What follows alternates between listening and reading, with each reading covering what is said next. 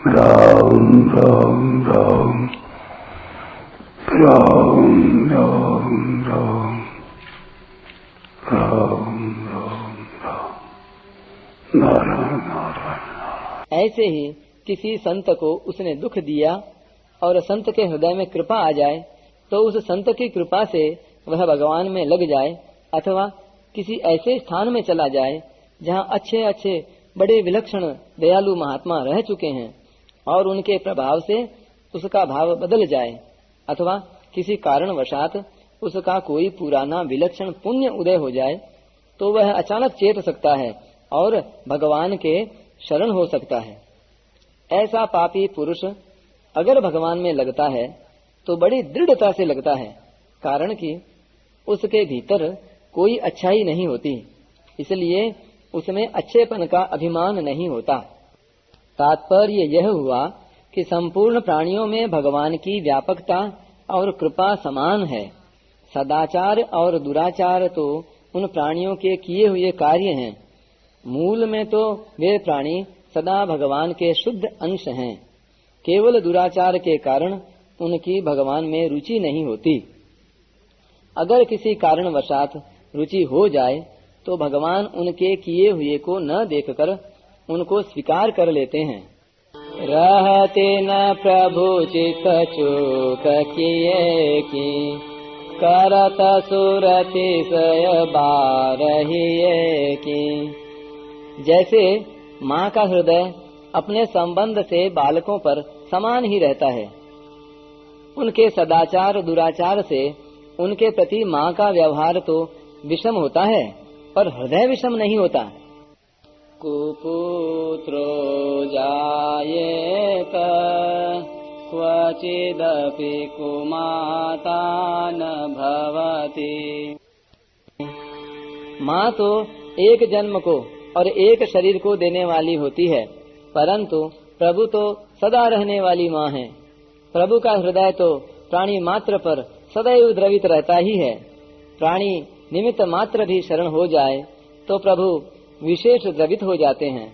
भगवान कहते हैं, जो नर होई चराचर द्रोही, आवे सभय शरण तकी मोही।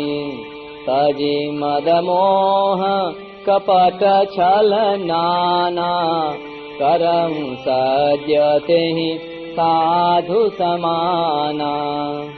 इसका तात्पर्य है कि जो चराचर प्राणियों के साथ द्वेष करने वाला है, वह अगर कहीं भी आश्रय न मिलने से भयभीत होकर सर्वथा मेरा ही आश्रय लेकर मेरे शरण हो जाता है, तो उसमें होने वाले मद मोह कपट नाना छल आदि दोषों की तरफ न देखकर केवल उसके भाव की तरफ देखकर मैं उसको बहुत जल्दी साधु बना लेता हूँ। धर्म का आश्रय रहने से धर्मात्मा पुरुष के भीतर अनन्य भाव होने में कठिनता रहती है, परंतु दुरात्मा पुरुष जब किसी कारण से भगवान के सम्मुख होता है, तब उसमें किसी प्रकार के शुभ कर्म का आश्रय न होने से केवल भगवत परायणता का ही बल रहता है। यह बल बहुत शीघ्र पवित्र करता है, कारण कि यह बल खुद का होता है, अर्थात किसी तरह का आश्रय न रहने से उसकी खुद की पुकार होती है। इस पुकार से भगवान बहुत शीघ्र पिघल जाते हैं।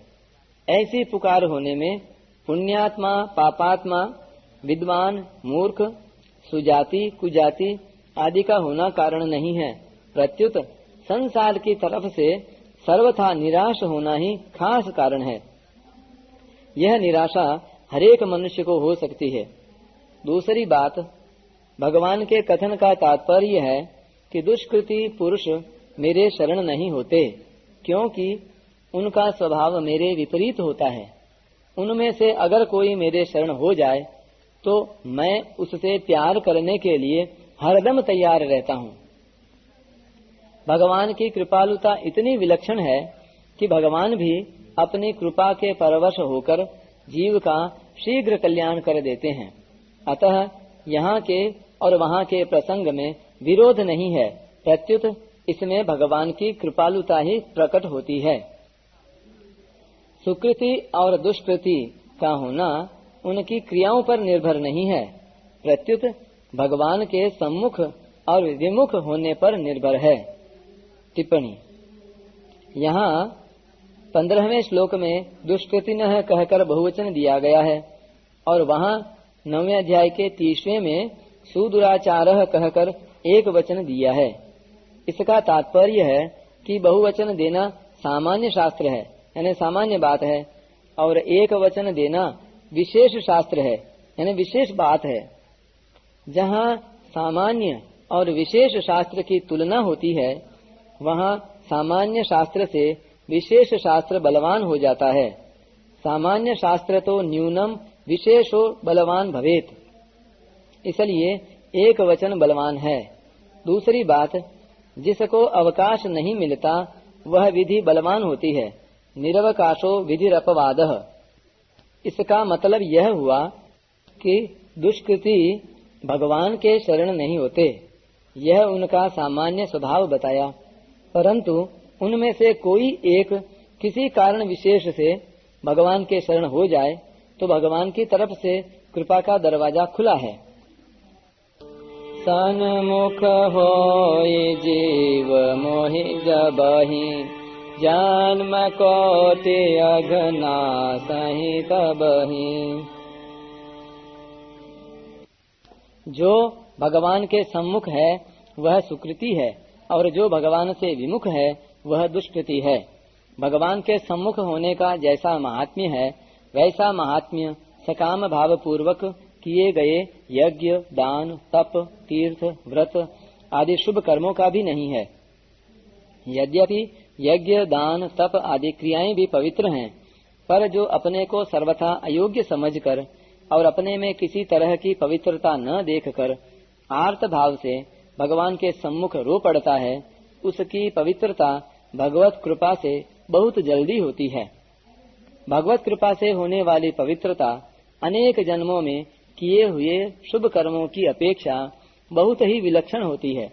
इसी तरह से शुभ कर्म करने वाले सुकृति भी शुभ कर्मों का आश्रय छोड़कर भगवान को पुकार उठते हैं, तो उनका भी शुभ कर्मों का आश्रय न रहकर एक भगवान का आश्रय हो जाता है।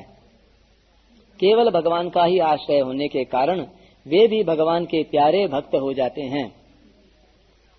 एक कृति होती है और एक भाव होता है। कृति में बाहर की क्रिया होती है और भाव भीतर में होता है। भाव के पीछे उद्देश्य होता है और उद्देश्य के पीछे भगवान की तरफ अनन्यता होती है। वह अनन्यता कृतियों और भावों से बहुत विलक्षण होती है, क्योंकि वह स्वयं की होती है। उस अनन्यता के सामने कोई दुराचार टिक ही नहीं सकता। वह अनन्यता दुराचारी से दुराचारी पुरुष को भी बहुत जल्दी पवित्र कर देती है। वास्तव में यह जीव परमात्मा का अंश होने से पवित्र तो है ही, केवल दुर्भावों और दुराचारों के कारण ही इसमें अपवित्रता आती है। परिशिष्ट भाव। जो मनुष्य भगवान का आश्रय नहीं लेते वे आसुरी, राक्षसी और मोहिनी प्रकृति का आश्रय लेने वाले होते हैं। उनकी दृष्टि संसार, पदार्थ और क्रिया को छोड़कर दूसरी तरफ जाती ही नहीं। उनकी दृष्टि में भगवान की सत्ता ही नहीं होती, फिर भगवान की शरण लेने का प्रश्न ही नहीं उठता। भोग भोगना और संग्रह करना ही उनका अंतिम लक्ष्य होता है। कामोपभोग परमा एतावदिति निश्चिता। उनका ज्ञान माया के द्वारा अपहृत होने से वे माया के वश में होते हैं। माया के वश में होने से वे माया को तर ही नहीं सकते। माययापहृत ज्ञानः पद का तात्पर्य है कि माया के कारण उन मनुष्यों की विवेक शक्ति तिरस्कृत हो गई है। वे मनुष्य माया में ही रचे पचे रहते हैं, अर्थात भोग भोगने और संग्रह करने, शरीर को सजाने, मकान की सजावट करने आदि में ही लगे रहते हैं। वे शरीर को सुख आराम देने वाली वस्तुओं का ही नया नया आविष्कार करते रहते हैं और उसी को विशेष महत्व देते हैं। ऐसे अनित्य परिवर्तनशील वस्तुओं को ही जानने वाले लोग नित्य अपरिवर्तनशील तत्व को कैसे जानें? क्योंकि उधर उनकी दृष्टि जाती ही नहीं, जा सकती ही नहीं।